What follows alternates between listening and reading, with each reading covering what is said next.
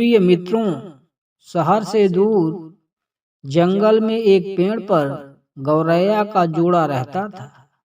उनके नाम थे चीकू और चुनमुन। दोनों बहुत खुश रहते थे। सुबह सवेरे दोनों दाना चुगने के लिए निकल जाते। शाम होने पर अपने घोंसले में लौट आते। कुछ समय बाद चुनमुन ने अंडे दिए। चीकू और चुनमुन की खुशी का ठिकाना नहीं रहा। दोनों ही बड़ी बेसब्री से अपने बच्चों के अंडों से बाहर निकलने का इंतजार करने लगे। अब चुनमुन अंडों को सेती थी और चीकू अकेला ही दाना चुनने के लिए जाता था। एक दिन एक हाथी धूप से बचने के लिए पेड़ के नीचे आ गया। मदमस्त होकर वह अपनी सूंड से उस पेड़ को हिलाने लगा।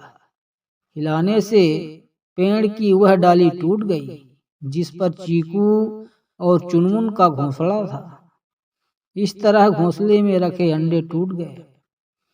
अपने टूटे अंडों को देखकर चुनमुन जोरों से रोने लगी।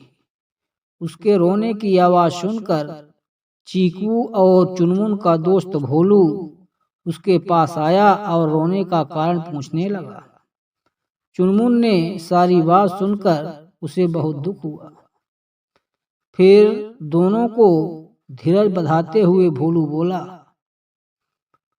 अब रोने से क्या फायदा, जो होना था सो हो गया। चीकू बोला, भोलू भाई, बात तो तुम ठीक कह रहे हो, परंतु इस दुष्ट हाथी ने घमंड में आकर हमारे बच्चों की जान ले ली है। इसको तो इसका दंड मिलना ही चाहिए। यदि तुम हमारे सच्चे दोस्त हो तो उसको मारने में हमारी मदद करो। यह सुनकर थोड़ी देर के लिए तो भोलू दुविधा में पड़ गया कि कहाँ हम छोटे छोटे पक्षी और कहाँ वह विशालकाय जानवर। परंतु फिर बोला, चीकू दोस्त, तुम सच कह रहे हो। इस हाथी को सबक सिखाना ही होगा। अब तुम मेरी अक्ल का कमाल देखो। मैं अपने दोस्त बीना मक्खी को बुला कर लाता हूँ। इस काम में वह हमारी मदद करेगी। और इतना कहकर वह चला गया। भोलू ने अपनी दोस्त बीना के पास पहुंचकर उसे सारी बात बता दी। फिर उसने उससे हाथी को मारने का उपाय पूछा। बीना बोली, इससे पहले कि हम कोई फैसला करें, अपने मित्र मेघनाद मेढक की भी सलाह ले लूं तो अच्छा रहेगा। वह बहुत अक्लमंद है। हाथी को मारने के लिए जरूर कोई आसान तरीका बता देगा। चीकू, भोलू और बीना तीनों मेघनाद मेढक के पास गए। सारी बात सुनकर मेघनाद बोला, मेरे दिमाग में उसे मारने की एक बहुत ही आसान तरकीब आई है। बीना बहन, सबसे पहले दोपहर के समय तुम हाथी के पास जाकर मधुर स्वर में एक कान में गुंजन करना। उसे सुनकर वह आनंद से अपनी आंखें बंद कर लेगा।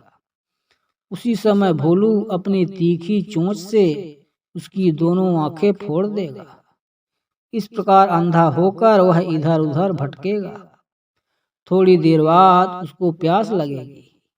तब मैं खाई के पास जाकर अपने परिवार सहित जोर जोर से टर टर की आवाज करने लगूंगा।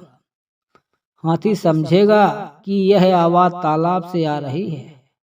वह आवाज की तरफ बढ़ते बढ़ते खाई के पास आएगा और उसमें जा गिरेगा और खाई में पड़ा पड़ा ही मर जाएगा।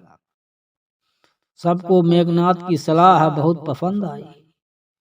जैसा उसने कहा था, बीना और भोलू ने वैसा ही किया। इस तरह छोटे छोटे जीवों ने मिलकर अपनी अक्ल से हाथी जैसे बड़े जीव को मार गिराया और फिर से प्यार से रहने लगे। इसलिए मित्रों, कभी छोटे लोगों को बहुत छोटा नहीं समझना चाहिए।